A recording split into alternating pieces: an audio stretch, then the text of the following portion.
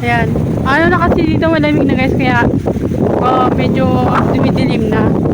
Pero nung hindi pa fall, ganitong oras napakaliwanag pa niya, may direct pang araw niyan. Ngayon tingnan nyo guys.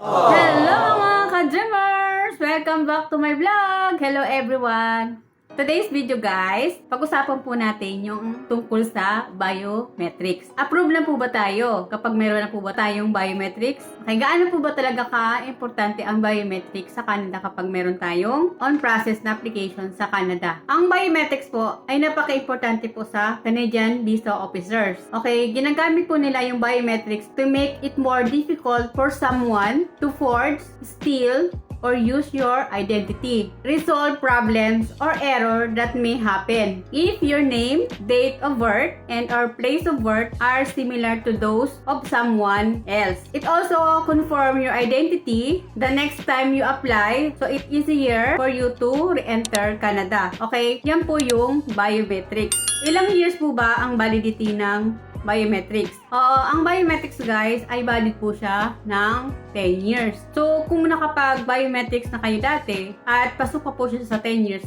hindi na po kayo uulit ng biometrics. Kung may biometrics na po ba tayo, approve po ba yung visa natin? Okay, hindi pa po tayo approve guys, nakapag-biometrics na tayo or meron na tayong biometrics. Hindi pa po tayo approve. Kasi ang i-check pa po ng Canadian visa officers ang biometrics natin. Approve po tayo, ma-approve po yung application natin kapag nakapag-biometrics na tayo, nakapag-police clearance na tayo, at i-review na po nila yung ating application. Doon pa lang po, magbe-base ang visa officers kung approve na po yung visa natin. So, hindi pa po naka-base dun sa biometrics na approve na yung visa natin. Okay, yung biometrics po ay galing po sa IRCC. So, padadalan po tayo ng IRCC ng biometric request para ho makapag biometrics tayo kung saan po tayong bansa naroroon. Hindi po tayo basta-basta makapag-biometrics kung wala po tayong request from IRCC. Tapos guys, kapag magba-biometrics po tayo, kailangan po natin mag-register online. And then po, yung biometrics, it takes lang po ng 10 minutes.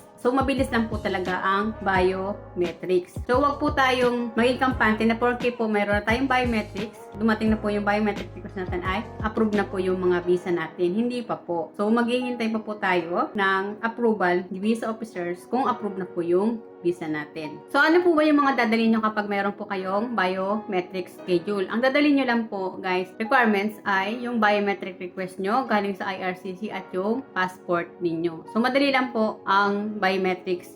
Takes 10 minutes lang. So, hindi po kayo magtatagal lang para lang po sa biometrics ninyo. So, yung isang requirement po talaga yan ang biometrics ng Canada para ho ma-approve po yung mga visa natin. So, hindi pa po tayo approve sa mga visa natin kapag meron na tayong biometric request o nakapag-biometrics na tayo. I-review pa po nila yung application natin. Kapag na-review na po nila yung application natin, doon pa lang po tayo ma-approve mga visa natin. Yun, na-share ko lang sa inyo guys sa mga wala pa pong mga idea or sa mga mag-apply pa po papuntang Canada para ho may idea po kayo tungkol po sa biometrics. So good luck po sa mga mag-apply papuntang Canada at sa mga waiting po ng kanilang visa.